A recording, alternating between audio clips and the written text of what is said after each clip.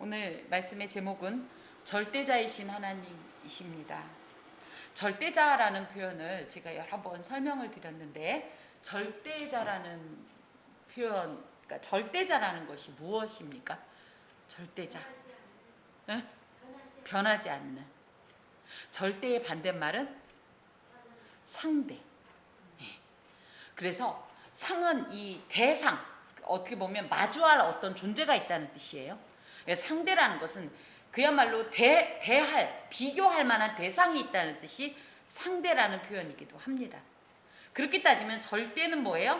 절이 끊어질 절자예요. 그래서 그야말로 비교할 대상이 있다 없다? 없다. 그래서 하나님을 절대자라고 표현하는 거예요. 우리가 유일시인이라 표현하는데, 이 유일신의 개념과도 연결이 되는 어떤 개념으로서 절대자라는 것은 아무도 이 존재에 대해서 비교 내지는 그 우월성에 대해서 태클을 걸거나 반론을 제기할 수 없을 정도로 완전한 존재다. 이것이 절대자이기 때문에 변한다라는 것은, 아까 이제 우리 집사님 변함에 대해서 얘기했는데, 변한다는 것은 무언가 충족되지 않고 결핍되었을 때 변화가 있어요. 그렇죠? 그런데 이미 충분히 완전한 존재는 변하지 않습니다. 그래서 우리 하나님을 변함이 없으신 하나님이다. 또 이렇게 하나님의 절대성과 함께 연결을 지을 수 있는 어떤 그런 부분이죠. 하나님은 과연 절대자이십니다. 그래서 이 세상에서 우리 하나님이 하신 일은 누구도 절대 흉내낼 수 없어요. 똑같이 하기는 커녕 흉내조차 낼 수 없는 아주 유일하고 절대적이고, 그 초월성과 그 영원성과 그 전능성과 전위성에 있어서 누구도 그 비교 대상이 없는 존재다. 이것이 절대자이신 하나님의 개념입니다. 자, 엘리후는 이제 36장에 욥이 하나님께서 징벌 중에 회개의 기회를 주셨음에도 불구하고 회개를 거부하고 있다라고 엘리후가 욥을 생각했어요. 그래서 그것을 지금 이제 질책하면서 순종과 회개를 촉구하고 그것을 위해서 동원된 것이 오늘 말씀의 내용입니다. 그래서 오늘 우주에 드러난 창조주 하나님의 권능과 이 행사의 절대성을 논증함으로 그 위대하시고 그 절대적이신 하나님 앞에 너의 모든 행동들은 다만 교만에 불과하다. 이러면서 그 교만을 꺾으려고 하는 시도로 오늘 말씀이 기록되어 있습니다. 자, 36장 22절에서 26절을 보면 하나님의 절대적인 권능과 교훈의 위대성, 그리고 하나님의 어떤 존재인가, 초월적 존재다라는 것을 엘리후가 강조하고 있는데, 자, 하나님은 그의 권능으로 높이 계시나니, 그래서 이것이 단순한 어떤 그걸 고도라고 하나요? 이런 개념이 아니라 우리의 손이 닿을 수 없는 절대적인 위치, 우리와 같은 이런 존재가 차마 우러러볼 수 없는 그런 우월적인 존재다. 그런 의미를 가지고 있어요. 그래서 비교할 수 없는 하나님, 이사야 40장, 41장 등에 비교할 수 없는 하나님에 대한 고백을 이사야도 하고 있는데, 이 비교할 수 없는 하나님은 또 어떤 분이냐 하면 그의 권능으로서 절대적인 권능을 가지신 분이고, 또 높이 계시나니 누가 그같이 교훈을 베푸겠느냐. 그래서 하나님의 교훈조차도 누구와 비교할 수 없는 그런 존재다라는 뜻을 갖고 있어요. 그리고 자, 누가 그를 위하여 그의 길을 정하겠느냐. 이것은 하나님은 완전하신 교사이기 때문에 길을 정한다라는 것이 단순히 그냥 이 길 안내의 차원이 아니라, 저도 이제 지지난주간에 이제 고등학교 때 은사님과 함께 이제 잠깐의 이야기를 나누면서 생각했는데, 스승은 어떤 분이냐, 길을 알지 못하는 자에게 어떻게 보면 길을 제시하고 방향성을 상기시켜주는 그런 존재라고 할 때, 여기엔 그런 뜻이 있는 거예요. 하나님은 완전하신 교사인데 누가 감히 하나님 앞에 이 방법이 아니라 저 방법을 해보시오, 그것이 아니라 저렇게 해보시오 라고 말을 할 수 있겠느냐. 그래서 그분의 이 교훈 내지는 그분의 지혜는 완전하다. 또 그가 말하기를, 누가 말하기를 주께서 불의를 행하셨나이다 할 수 있느냐. 이 말은 욥이 계속적으로 이야기하는 것이, 자기는 지금 하나님의 원래 이렇게 벌을 받을 존재가 아닌데 이런 벌을 받고 있다. 그것은 하나님의 마치 불의인 것처럼 얘기했지만 그 뜻은 아닌데 엘리후는 그렇게 보고 요백의 얘기를 하는 것이에요. 그래서 누가 감히 하나님을 불의하다고 할 수 있으며 하나님이 잘못했기 때문에 이 방향으로 하라고 하나님의 뜻을 함부로 바꾸라고 종용할 수 있겠는가, 이런 말입니다. 특별히 여기에서 보면 22절에서 23절까지 누가 이걸 3번이나 얘기하는데, 이것은 피조물과 구별되는 하나님의 이 위대하심과 절대성을 부각시키면서 그 누구도 이런 뜻을 갖고 있어요. 그 누구도 하나님의 교훈에 대해서, 하나님이 행하신 어떤 일에 대해서, 섭리에 대해서 이의를 제기할 수 없다. 그 정도로 우리 하나님은 이 모든 섭리가 완전하시고, 또 절대자라고 해서 횡포를 부리거나 독선적으로 행하는 것이 아니라 오히려 모든 일이 완벽하게 이렇게 진행되도록 섭리하신 분이다, 이런 고백을 가지고 있습니다. 그러면서 24절에 그대는 하나님께서 하신 일을 기억하고 높이라 잊지 말지니라. 그러면서 인생이 그의 일을 찬송하였느니라. 하나님께서 하신 일, 우리가 이런 존재인 우리가 하나님 앞에 감히 무엇을 할 수 있을까 할 때, 하나님 이 일은 잘못됐으니까 이렇게 하세요, 훈수를 둘 수도 없는 거고, 설령 우리 눈에 일시적으로 무언가 좀 부당하게 보일지 모르지만 우리가 예수 믿는 이들이 바라봐야 될 관점은 지금의 방향에서 하나님을 바라보지 말고 하나님의 방향에서 우리를 바라보면 지금 있는 모든 일들도 너무나 아름답고 완전하신 하나님의 이 역사의 퍼즐 중에 있다라는 거예요.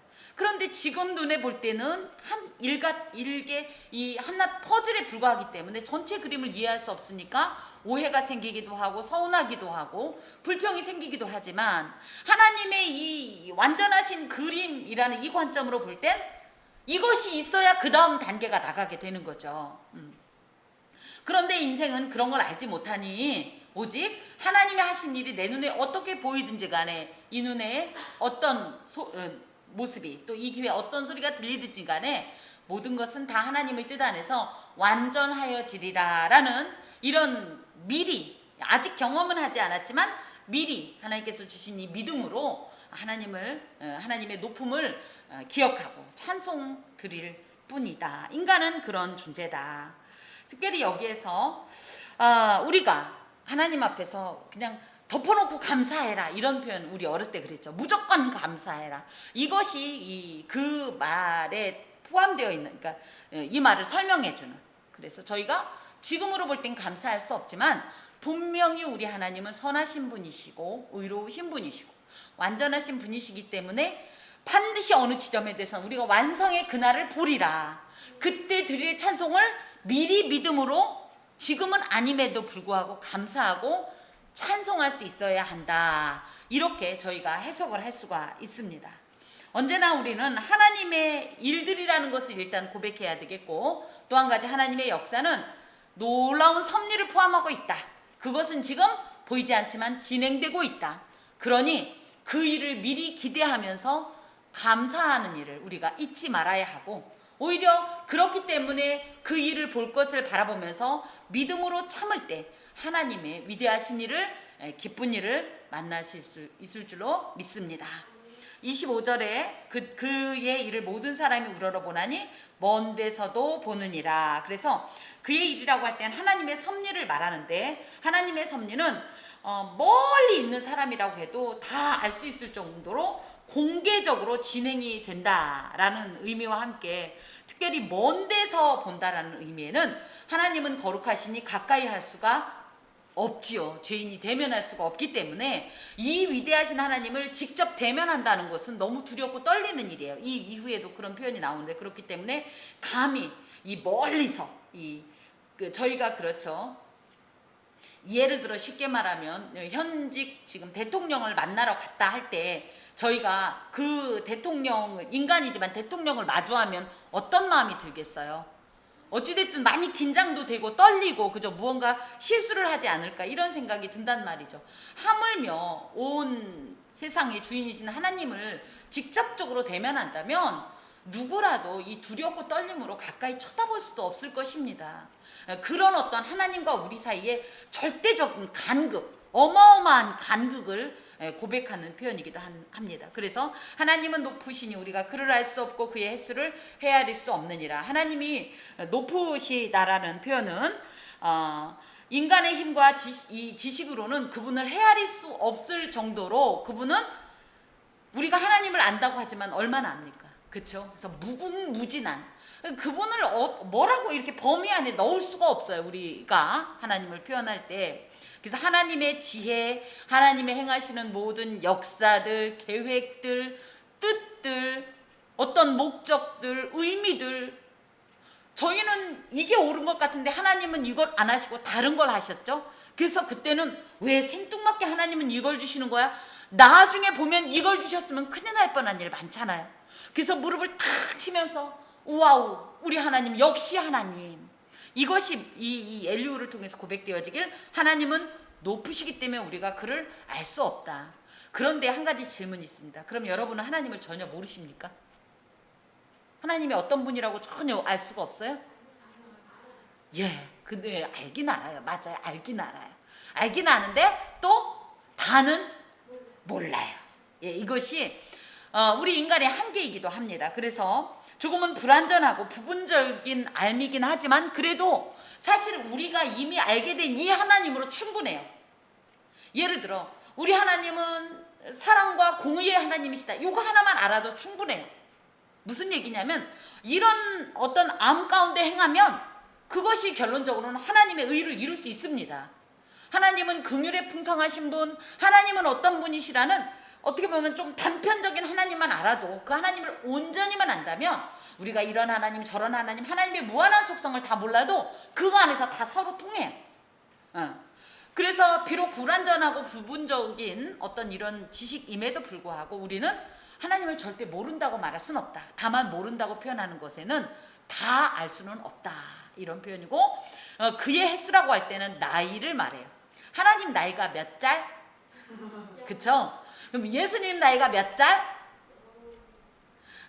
참 그렇죠. 역사적인 예수님 나이는 뭐 2000 몇 살이라고 하겠지만 하나님에겐 나이가 없어요. 나이라는 것은 어찌 보면 한계를 가진 인간에게 분명히 한계가 있기 때문에 나이를 헤아리는 것이라면 하나님은 그야말로 영원하신 분이기 때문에 시간의 개념이 없습니다. 어찌됐든 이런 표현을 통해서 시간을 초월하여서 영원전부터 계신 그죠? 아주 독특하고도 절대적인 존재이신 하나님을 고백하고 있습니다.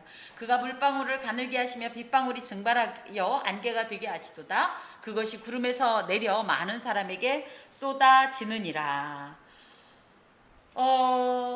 이 물이 어떻게 하는 거예요? 일단 물방울을 가늘게 하시며 이거는 물이 일종의 약간 우리 눈에는 약간 수증기로 올라간다고 얘기를 하지만 이걸 그렇게 표현한 거예요.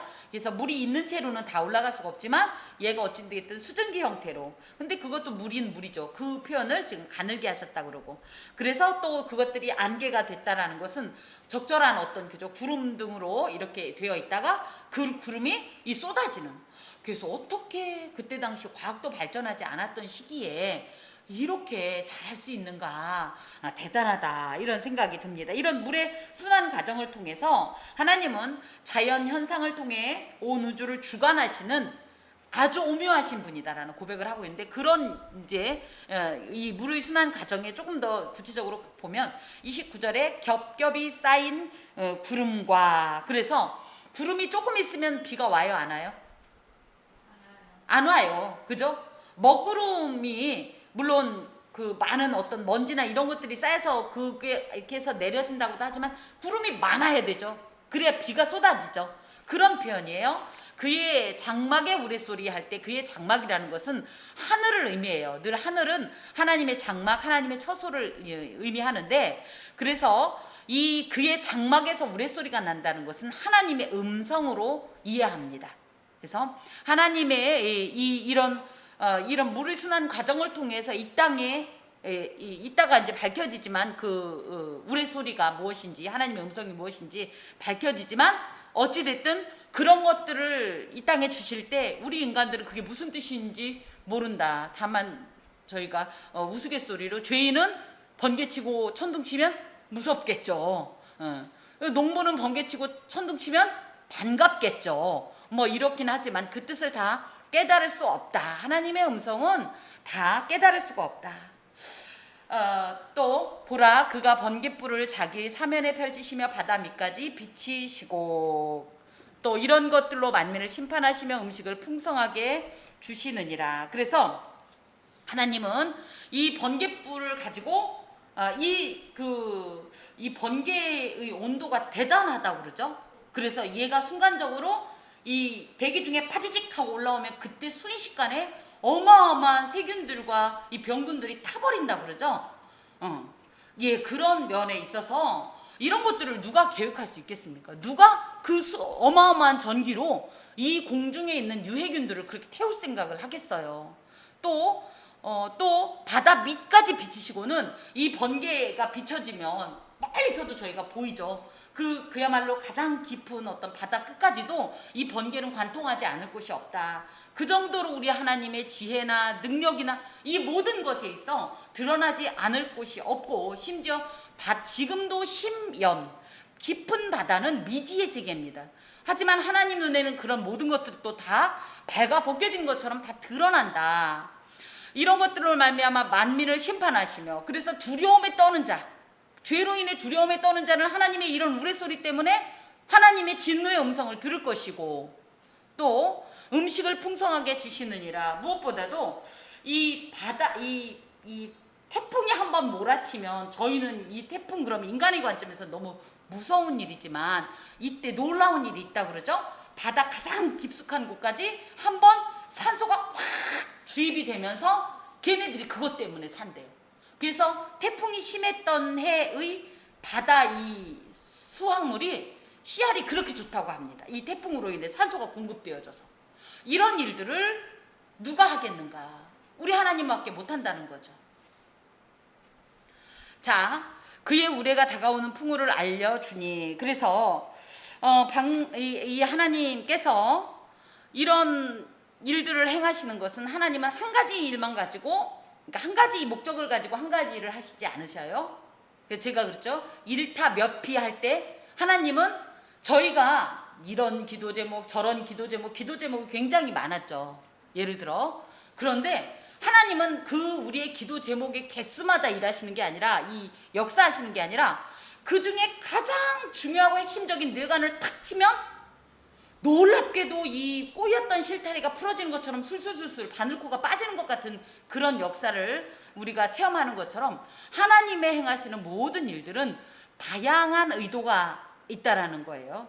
방금 살펴본 대로 하나님은 번갯불을 바다 밑까지 비치심으로 실제적으로는 바다 생물에게 생명을 공급하시고, 또 악인들에게는 하나님의 위엄과 공의를 계시하시는 이런 하나님이라는 거예요. 또 이런 것들을 통해서 하나님을 거역하는 자에게는 심판과 징벌을 주시고, 또 하나님의 말씀과 교훈에 순종하는 자들에게는 복과 은혜를 주심을 강조하고 있습니다. 또 그렇게 이야기를 한다면, 지금 엘리후는 계속적으로 누구를 겨냥하고 이야기하고 있나요? 욥을 겨냥하고 이야기하고 있기 때문에, 당신 속에 있는 그것 다 하나님이 아신다. 그러니 빨리 뭐 해라? 회개해라. 하나님 다 아신다. 너 다 들켰다. 이런 무언의 협박, 위협을 지금 가하고 있습니다.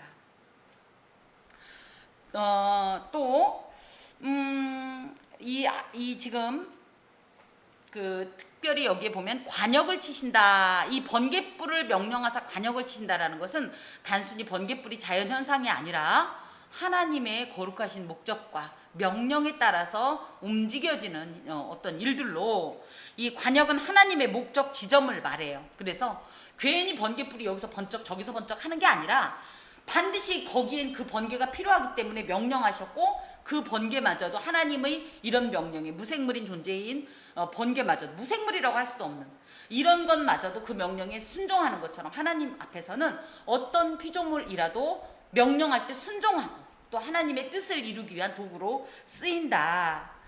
이렇게 우연처럼 보이는 낙뢰 현상도 하나님의 명령 아래 움직이는데, 지금 욥 당신이 당면한 재앙이나 재앙이나 고통이 아무 이유 없이 내려질 리가 만무하지 않는가? 이것도 다 하나님의 어떤 목적이 계시다. 그런데 그 목적이 그야말로 선하신 의도가 아니라 마치 이 계속적으로 이 심판하시며 뭐 이런 하나님의 이 녹이 띤 번개 소리를 듣고 우리가 참 아름다워라, 우리 하나님은 음성도 아름다워, 이런 소리 잘 안 하죠. 주로 뭐래요? 혹시 나 혼내시나? 그 큰 소리가 그런 느낌을 주잖아요. 그런 것처럼 욥 당신에게 지금 하나님께서 이렇게 징계의 음성을 내고 있는 것을 기억해라. 당신이 그러므로 이런 재앙이나 고통을 당하는 것이 사실은 우연이 아니라 하나님의 징계다. 그러므로 빨리 아까도 반복했듯이 회개하라 이 죄인아, 지금 이렇게 말을 하고 있습니다. 자, 특별히 이 하나님의 음성을 이제 우레소리, 또 우레가 다가오는 풍우를 알려주는 소리, 이런 식으로 해서 하나님의 어떤 이 임재 내지는 하나님의 음성으로 표현하고 있는데, 그런 의미에서 우리는 이런 자연 현상을 통하여서 하나님의 음성을 들을 수 있어야 하겠습니다. 심지어 보면 가축들도 그 다가옴을 아느니라. 그래서 하나님께서는 가축들에게도 어떤 신호를 주시는 하나님이라는 거예요. 가축들도 하나님의 피조물이기 때문에 이것에 대한 비근한 예들이 많지요. 예를 들어 저는 노아의 방주 말이에요. 여기에 하나님께서 이 짐승들에게 어떤 신호를 주셨는지 모르지만 노아가 개들을 잡으러 다녔어요? 뭐 했죠? 지들이 알아서 왔죠. 근데 지금도 특징적인 게 비가 오려고 하면 물고기들이 위로 뛰거나 개미들이 이사를 가거나, 그쵸? 그리고 뭐 쓰나미 같은 것이 일어날 때 보면 그곳에 새떼들이 막 소리를 지르고 이동을 하거나 뭐 짐승들이 이상한 포효를 하면서 그런 일들을 우리가 듣잖아요, 소식을. 이런 걸 볼 때 이 하나님이 하시는 일이 아니면 어떻게 그 말도 안 통하는 가축들에게 이런 이 기상에 관해서 우리가 정보를 제공할 수 있겠습니까? 하나님은 이런 분이시라는 거죠. 특별히 일반 계시 속에서도 특별 계시를 주시는 분으로 이런 자연계의 현상들 중에서도 하나님은 웅대하신 창조의 능력과 그 권능을 통해서 역사하시고 또 우리에게도 교훈하시는 하나님이십니다. 37장 계속 이어서 보면 이로 말미암아 내 마음이 떨며, 그러니까 하나님의 이 자연 현상계를 통해서 일하시는 이 모습을 볼 때 이 연약한, 그죠? 힘이 연약한 이 인간으로서는 두려움에 떨 수밖에 없다라는 거예요. 그래서 마치 하나님의 이 우레소리나 이런 모든 것이 마치 하나님의 음성같이 느껴질 때, 그런 소리가 들리면 우리는 정신이 나갈 정도로 두려울 수밖에 없다. 무엇보다도 하나님께서는 이런 자연현상을 통해서 인간에게 이 세상의 주인이 하나님이라는 사실을 다시 한번 저에게 주지시키십니다. 비가 아무리 오게 하려고 해도, 물론 과학적으로 뭐 구름을 일시적으로 형성해서 뿌린다 해도 그것이 한계가 있는 거예요. 근데 우리 하나님이 하시는 일들을 보세요. 비가 필요할 땐 비를 주시고, 해가 필요할 땐 해를 주시고, 바람이 필요할 땐 바람을 주시고, 이 모든 것을 바라보면서 야, 이것은 하나님밖에 할 수 없다라고 고백하게 하는 이런 역사가 이런 자연현상을 통해서 우리에게도 주신 하나님의 교훈이십니다. 하나님의 음성 곧 그의 입에서 나오는 소리를 똑똑히 들으라. 성경에서 특히 하나님의 음성을 들어라 라는 표현은 그냥 들으라 라는 뜻이 아니에요. 들으라, listen 플러스 obey. 그래서 듣고서 어떻게 해라? 순종해라, 이행하라, 이런 뜻을 갖고 있습니다. 그 소리를 천하에 펼치시며 번갯불을 땅끝까지 이르게 하시고 그 후에 음성을 발하시며 그의 위험찬 소리로 천둥을 치시며 그 음성이 들릴 때 번개를 멈추게 아니하시느니라. 하나님은 놀라운 음성을 내시며 우리가 헤아릴 수 없는 큰 일을 행하시느니라. 그래서 놀라운 자연현상들을 믿음이 없는 사람의 눈으로 볼 때는 그냥 번개가 치나 보네, 천둥이 우네 라고 느낄지 모르지만, 사실은 이런 관점, 하나님께서 이런 모든 현상들을 지금 실제적으로 운행하고 계신다는 믿음이 있는 이에게는 이것조차도 다 하나님의 음성으로 들릴 수 있죠. 그래서 3절에서 5절까지 보면 계속적으로 2절에서 5절까지 보면 계속적으로 2절에 하나님의 음성, 또 4절의 음성, 그의 위험찬 소리, 또 음성, 5절에도 음성, 이러면서 하나님은 자연 만물을 통해서 다양한 음성을 주시는 하나님이심을 표현하고 있습니다. 자, 또 눈을 명하여 땅에 내리라 하시며 적은 비와 큰 비도 내리게 명하시느니라. 특별히 이 눈은요, 우리는 겨울 되면 어렸을 때부터 너무나 자연스럽게 내렸던 현상이기 때문에 눈에 대해서 각별한 어떤 생각이 없는데, 이 고대인들은요, 특히 중동, 지금으로 말하자면 그 고대 중동 지역의 사람들은 자연현상의 신비라고 생각했대요, 눈을. 그리고 이것이 절대자의 능력이라고 생각했대요. 그래서 이 레바논이나 헬몬산 등에 이렇게 눈이 내리면 그것들이 하나님의 아주 오묘하신 일이고 또 은총으로 이렇게 생각을 했었다고 해요. 그러니까 여기에서도 특별히 여러 자연현상 중에서도 눈에 대한 얘기를 했고요. 적은 비와 큰 비라는 표현은, 적은 비는 추수기 직전에, 파종 직전에, 우리로 말하면 봄비인데요. 얘들은 이걸 늦은 비라고 해요. 왜냐하면 이들은 오히려 봄이 지나고 나서 파종하고 이 곡식이 결실을 할 때쯤에 이 내리는 비를 이른 비라고 하면서 이때 이 비가 더 큰 비거든요. 그래서 그런 비도 하나님은 다 명령하셔서 내려지는 거다. 우리는 지금 비가 온다 그러면 뭘 생각하죠? 그냥 자연현상 내지는 과학적인 어떤 식으로 접근하지만 믿음의 눈으로 볼 땐 아까도 말씀드린 것처럼 하나님께서 비가 필요한 곳에는 비를, 비가 필요한 때는 비를, 그죠? 또 눈이 필요할 때는 눈을. 우리 뭐 이 서울 이 도심에서는 그런 생각 안 하지만 시골 같은 경우는 눈이 많이 내려야 그 해에 그죠? 농작물에 피해를 줬던 병충해들이 다 얼어 죽고 해서 또 농사에 도움이 된다라고 말을 합니다. 하나님이 주신 것이 나중에 우리가 연구해 보니까 그런 거잖아요. 그렇죠? 우리가 연구해 보니까 눈이 필요해서 하나님 앞에 눈을 달라고 한 게 아니라 우리가 알지 못할 때 하나님은 이미 그렇게 눈도 내리시고 또 뭐 번개와 또 뭐 천둥과 또 뭐예요, 비와 바람을 주시는 이런 하나님이십니다. 이것은 절대자이기 때문에 가능한 거예요. 무엇 하나 부족함이 없고 무엇 하나 누구의 손을 빌지 않아도 이 모든 것이 가능한 분이시기 때문에 이것이 가능한 겁니다. 그가 모든 사람의 손에 표를 주시어, 표를 주셨다는 것은 도장을 찍는다라는 뜻으로 모든 사람이 그가 지으신 것을 알게 하려 하심이라. 이건 뭐냐면 겨울이 되면 농한기가 되죠. 그래서 사람들이 일을 할 수가 없게 됩니다. 그러면 우리는 농한기는 쉬는 때 이렇게 생각할 수도 있지만 그것보다는 사실은 하나님 일을 못하게 하시면 우리도 일을 할 수 없는 거예요.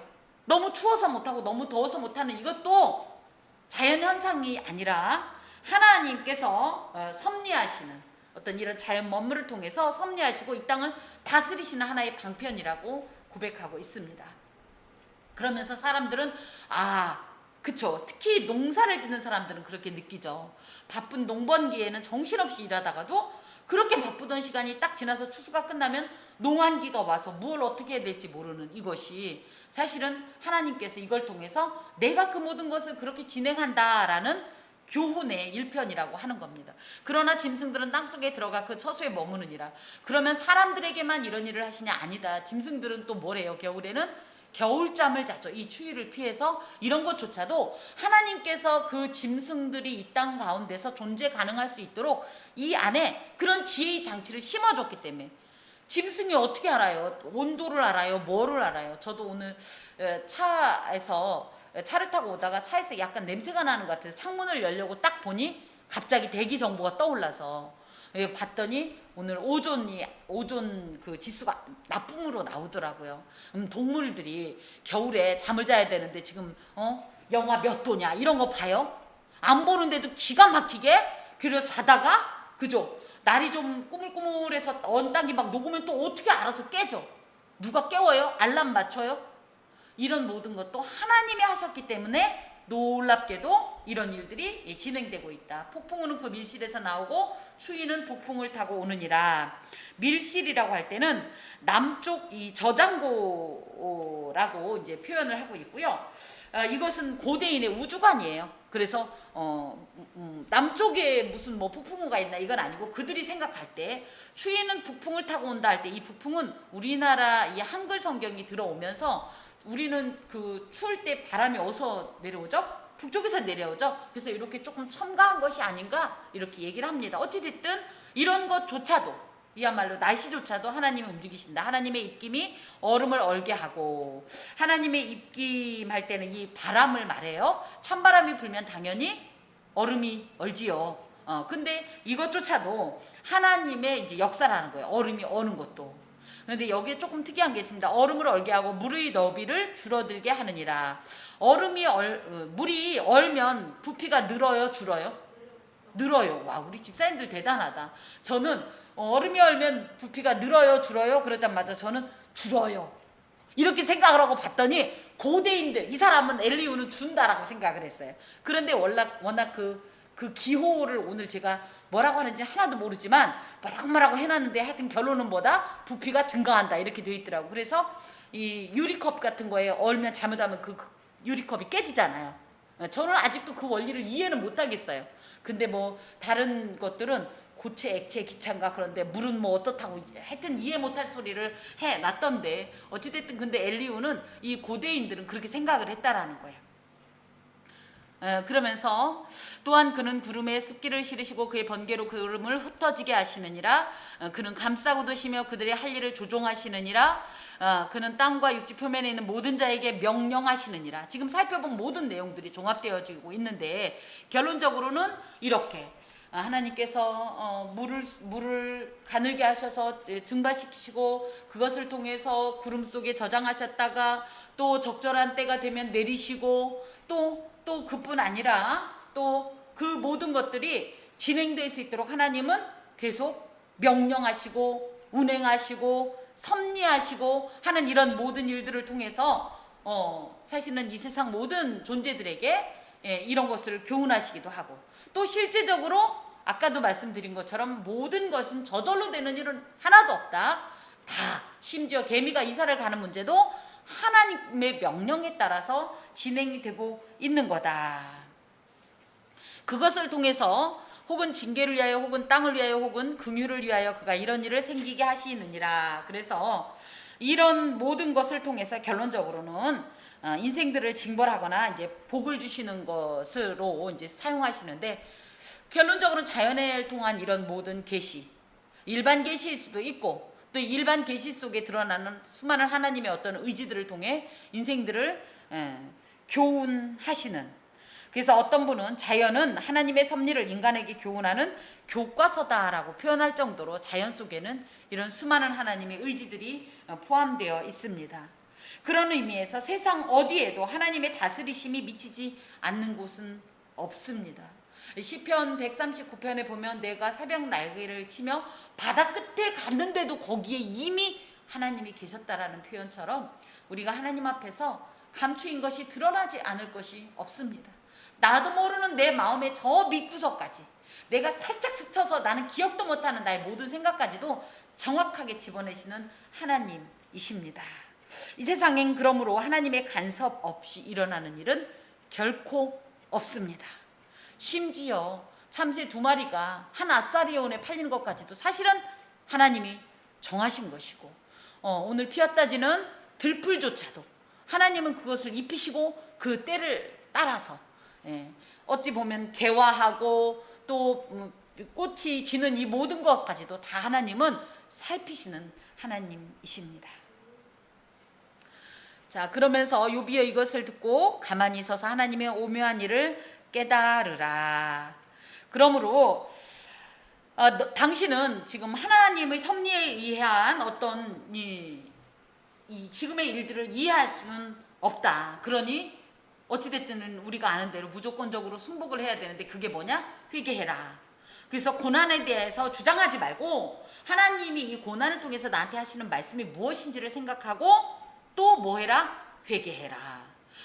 그래서 저희가 이걸 그냥 문맥을 안 살펴보면 너무나 은혜스러운 말씀이지만 이 이면에 지금 이 모든 정황을 생각할 때 욥을 마주대하면서 하나님은 이런 분이시다. 이런 일이 우연히 일어나지 않는다. 하물며 하나님이 사랑하시는 당신, 이 인간에게 일어난 이 일은 더욱더 하나님의 의미가 있다. 그러면 이렇게 생각했죠. 그러니 오묘하신 섭리를 따라서 하나님의 어떤 뜻인지 모르겠지만 이렇게 가야 되는데 뭐예요? 그때 툭 여기까지는 좋았어요. 그런데 갑자기 그때 또 툭 들어오는 거예요. 그러니 죄를 지은 이 인간아 회개해라. 지금 이게 어떻게 보면 세 친구와 마찬가지로 엘리후의 한계입니다. 저희 또한 마찬가지예요. 어떤 일이 있고 나면 저희도 모르게 뭐 해요? 뭘 잘못한 거 없나? 곧바로 그 부분이 들어가는 건 사실이잖아요. 이 인간의 한계예요. 제 아무리 이 세상의 모든 지식을 통달한 자라 할지라도 인간의 이 지식의 한계를 초월할 수 없는 존재가 아무리 우리가 누군가를 향해서 긍휼을 품고 아무리 그를 다 이 공감을 한다 할지라도 심지어 그것이 내 자녀라 할지라도 하나님이 이런 것들에게 명령하셔서 그 구름의 번개로 번쩍거리게 하시는 것을 그대가 아느냐. 그대는 겹겹이 쌓인 구름과 완전한 지식의 경이로움을 아느냐. 그래서 연약한 인생의 지식으로는 측량할 수 없는 하나님의 일들을 당신은 아느냐. 그래서 계속 아느냐 물어보는 거예요. 또 땅이 고요할 때 남풍으로 말미암아 그대의 의복이 따뜻한 까닭을 그대는 아느냐. 이건 무슨 얘기예요? 아냐? 모른다. 이런 뜻입니다. 저희도 사실은 그렇죠. 어렸을 때 생각해보면 따뜻하면 그냥 좋을 뿐이지 이것이 어디에서 왔을까 모르잖아요. 그렇죠? 이런 것처럼 지금 엘리후에게 욥에게 엘리후가 계속적으로 이런 어떤 하나님의 그 심오한 어떤 이 목적과 의지를 너는 모른다.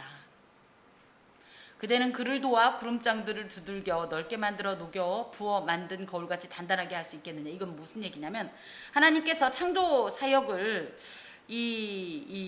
행하실 때 아무도 도와주지 않아도 됐어요. 도와주지 못한 게 아니라 않아도 됐어요. 하나님은 말씀으로도 이 세상 모든 만물을 넉넉히 홀로 창조하시는 그런 대단하신 분이세요. 그런데 여기에 보면 구름장들을 두들겨 넓게 만들어. 이건 뭐냐면 이 구름이 이렇게 하늘에 평평하게 이렇게 균형 있게 해서 우리 뭉게구름은 이렇게 표현이 안 되고 이렇게 되죠.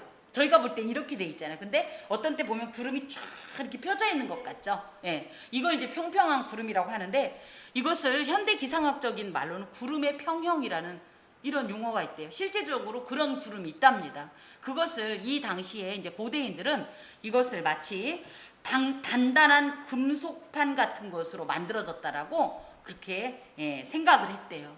근데 그거를 하나님이 아니고는 아무도 할 수 없는 거예요. 어떻게 저 높은 곳을 평평하게 구름을 그렇게 평평하게 만들 수가 있겠어요? 넌 그거 모르지? 너 그거 못 해봤잖아. 이런 하나님이야. 근데 이제 생각해보면 문득 서운합니다. 욥도 하나님 믿어요. 엘리후도 하나님 믿어요. 근데 이 둘이가 알고 있는 하나님이 약간 다른 것 같지 않아요? 어때요? 욥도 하나님 경험이 있고 엘리후도 하나님 경험이 있는데 엘리후는 너무 자기 경험만 앞세우고, 그죠? 무엇보다 물론 욥의 얘기를 계속 듣고 나서 내린 어떤 결론이긴 하겠지만 욥을 비난하려다 보니까 하나님의 의로우심과 하나님의 완전하심을 갖다가 이상하게 공격의 도구로 쓰는 것 같아요. 그러면 이 욥의 입장에서 그런 거 있잖아요. 우리도 하나님 사랑하고 사랑받는다고 믿고 있는데 누군가가 나한테만 이렇게 알려준 것 같고 사랑하는 것 같으면 저희는 하나님께로부터 어떤 감정 느껴요? 서운하고 이상하게 소외감 느끼고, 그죠? 쟤는 하나님이 낳은 자식이고 난 데려온 자식인가? 뭐 이런 생각 들죠. 저는 엘리후가 이런 얘기 할 때마다 그런 생각이 들어요. 서운해요. 이건 제 생각입니다. 근데 욥은 어떤지 모르겠어요. 별말을 안 하고 있어요 지금. 아마 이 사람이 저처럼 쉼도 없이 얘기하고 있어서 끼어들 수가 없나 봐요. 자, 우리가 그에게 할 말을 그대는 우리에게 가르치라. 무슨 얘기냐면 당신 잘났어? 그렇게 잘났으면 우리가 하나님한테 먼저 얘기 좀 하게. 당신이 좀 뭔 얘기를 해야 될지 좀 알려줘봐. 우리는 아두나여 알지 못하겠노라. 우리는 모르겠네. 지금 이런 얘기예요. 비웃고 조롱하는 말씀입니다. 내가 말하고 싶은 것을 어찌 그에게 구할 수 있으랴. 삼켜지기를 바랄 자가 어디 있으랴. 그래서 어떻게 누가 감히 하나님 앞에 내 속 시원하게 내가 하고 싶은 얘기 다 구사냐. 그러다가 멸망하면 어떡하려고. 그럴 줄 알면서 누가 하나님한테 내 속 얘기를 다 하냐. 하고 싶은 얘기를 어떻게 다 하냐. 여러분, 하나님 앞에 얘기를 가려서 해야 되죠? 어떻게 생각하세요? 어차피 다 아시니까. 응. 글쎄요, 저는 이 말에 반대일세. 내가 말하고 싶은 것을 하나님한테나 다 하지 누구한테 다 해요? 사람한테 얘기하면 그 말 통하기나 해요? 나는 아라고 했더니 저쪽에는 에라고 전해 듣고 돌려서 또 오로 바뀌는데 그걸 어떻게 얘기해요? 근데 우리 하나님 뭐예요? 제가 아라고만 해도 아바 아버지라고 얘기한 걸 다 하시는 분한테 저는 이 말에 반대예요. 그런데 이제 엘리후가 이렇게 말합니다. 그런즉 바람이 불어 하늘이 말끔하게 되었을 때 그 밝은 빛을 아무도 볼 수 없느니라. 북쪽에서는 황금 같은 빛이 나오고 하나님께는 두려운 위험이 있었느니라. 그래서 구름이 끼면 태양도 제대로 볼 수 없지만 바람이 불어 구름이 개면 다시 태양을 볼 수 있듯이 하나님의 섭리 속에서 일어난 고난은 그때는 그 뜻을 다 알 수 없지만 그 상황이 다 지나고 나면 반드시 그 뜻을 알 수가 있다. 특히 북쪽에서는 황금같이 빛이 나온다라는 표현은요, 고대인들은 이 북쪽에 금이 많다고 생각했대요. 그건 이들의 이제 통념입니다. 또 북쪽은 뭐라 그래요? 때로는 하나님의 뭐 보좌와도 연결을 하곤 하는데 어찌됐든 이것은 그들의 이제 하나의 그들만의 그 시대적인 통념이기 때문에 뭐 이렇게만 알고 계시면 충분할 것 같고, 하나님은 지극히 크신 분으로 우리가 헤아릴 수 없다. 그래서 전능자를 우리가 찾을 수 없다. 그는 권능이 지극히 크사 정의나 무한한 공의를 굽히지 아니하심이니라. 그러므로 사람들은 그를 경외하고 그는 스스로 지혜롭다 하는 모든 자를 무시하시느니라. 그래서 하나님은 너무너무 크신 분이기 때문에 우리가 헤아릴 수 없다. 그렇기 때문에 오히려 우리 하나님은 경외를 받으시는 분이시고, 다만 경외심을 상실하고 하나님 앞에 교만히 행하면서 욥처럼 너 하고 싶은 말을 다 하고 그런 사람은 뭐한다? 하나님이 무시한다. 은혜를 베푸지 않는다. 알아서 해라. 이렇게 엘리후의 길고 긴 변론이 이제 끝납니다.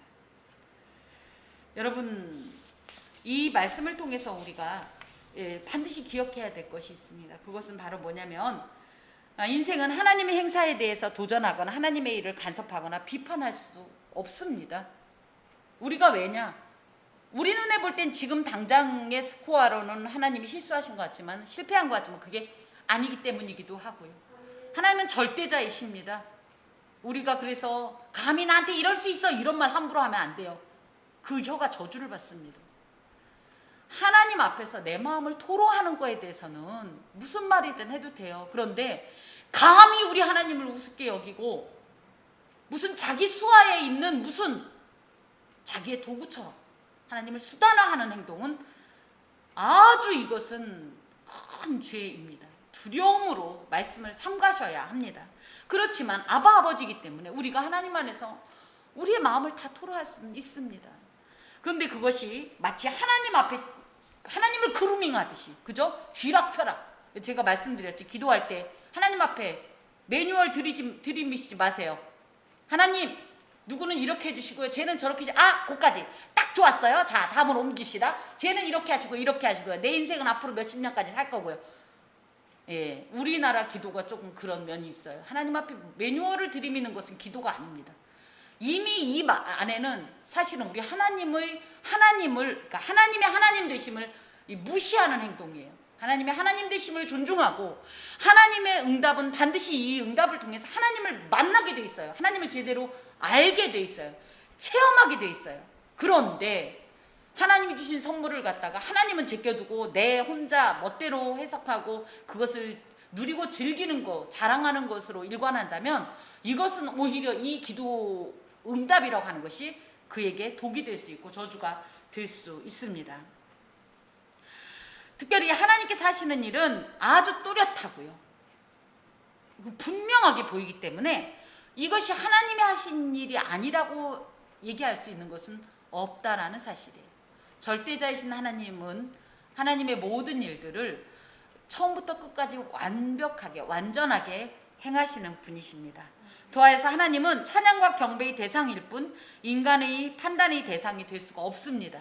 그러므로 하나님의 섭리에 대해서 이해가 안 가요. 이해가 안 갈 수 있어요. 이해가 안 간다고 말씀드릴 수 있지만 그렇다고 해서 이해가 안 가니까 난 안 하겠어요 라기보다는 때로는 때로는이 아니라 이해는 안 가지만 하나님은 내가 지금 마라에 있지만, 그래서 이 쓴물, 이 맛도 없는 이상한 물, 썩은 물 같은 이 물 앞에 있지만 반드시 우리 하나님은 나를 엘림으로 인도하실 거라는 이런 어떤 미리 주어진 믿음으로 그때를 바라보고 지금의 마라를 순복하는 자세가 우리에게 필요합니다. 우리가 하나님을 안다라고 할 때는 하나님의 뜻을 아는 것이 진정으로 아는 것이에요. 하나님은 이런 분 저런 분 이거이기도 하지만 진짜 그 사람을 안다는 것은 그 사람의 마음을 아는 것 아니겠어요? 하나님을 안다라는 것은 하나님의 뜻을 아는 겁니다. 지금 엘리후는 하나님의 이 절대적인 권능을 수많은 이런 어휘로 다 기록을 해두었고 누구도 이것에 대해서 반박할 수 없도록 기록했지만, 저는 여기서 큰 아쉬움이 있다면, 이렇게 하나님을 알았다면 이 이해된 하나님 내지는 믿음으로 체감된, 체험된 이 하나님의 시각으로 욥의 상황을 좀 봐줬으면 어땠을까? 그랬다면 이 내용이 바뀌지 않았을까?